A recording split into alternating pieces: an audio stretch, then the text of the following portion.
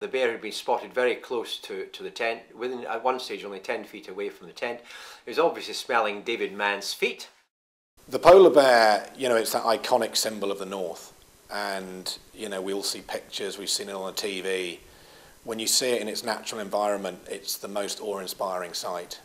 The polar bear, as far as the polar bear is concerned, we're just food. Simple as that. And we're a nice big morsel that they think they can get, you know, especially when they're hungry as they are at that time of year because they haven't had a lot to feed on.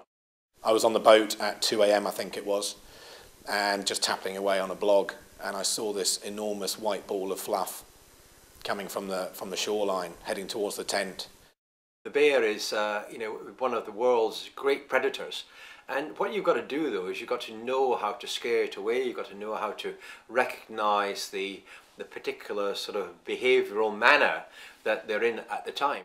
And we'd all been trained in terms of what to do, you know, the steps of polar bear evasion, and I went into those steps. And the first step, you know, to make yourself look as big as possible, wave your hands in the air, it didn't quite work. In fact, the polar bear took a bit of a liking to me. And it's at that moment where you suddenly realise you're in his or her territory, and there's a respect issue here. If you know that, and you know what you're doing, and you keep calm, then you can, you know, scare the bear away, which fortunately we were able to do that day.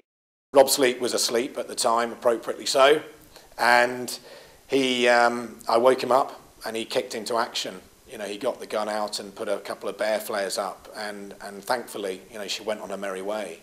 Once these things start to charge, end of story. That's it, gone, and that's you gone.